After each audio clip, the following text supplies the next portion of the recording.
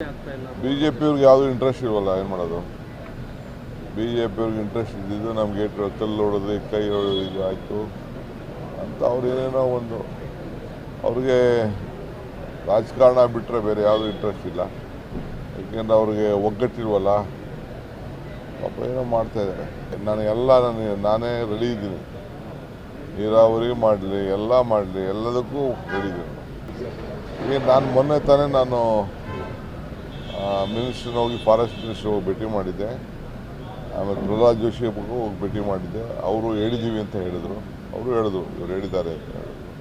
ನಮ್ಗೆ ಯಾವಾಗ ಪರ್ಮಿಷನ್ ಕೊಡ್ತಾರೋ ಎಲ್ಲ ಟೆಂಡರ್ಲ ಕರೆದು ರೆಡಿ ಮಾಡಿ ಇಟ್ಟಿದ್ದೀನಿ, ಕೆಲಸ ಪ್ರಾರಂಭ ಮಾಡ್ತೀನಿ. ಜಗದೀಶ್ ಶೆಟ್ಟರ್ ಮತ್ತು ಪ್ರಹ್ಲಾದ್ ಜೋಶಿ ಇಬ್ಬರು ಜವಾಬ್ದಾರಿ ತೆಗೆದುಕೊಂಡು ಫಸ್ಟು, ಏಕೆಂದರೆ ಸೆಲೆಬ್ರೇಷನ್ ಮಾಡಿದವರು ಅವರು, ನಾವು ಕೆಲಸ ಮಾಡೋರು ನಾವು.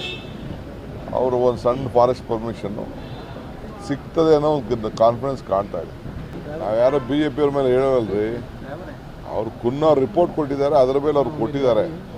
ನಾವೇನು ಅದನ್ನು ಮಾಡಬೇಕಾಗಿಲ್ಲ. On the recommendation of some report FIR ಹಾಕಿದ್ದಾರೆ, ನೋಡೋಣ ಅವ್ರು ಏನೋ ಮಾಡ್ತಾರೆ.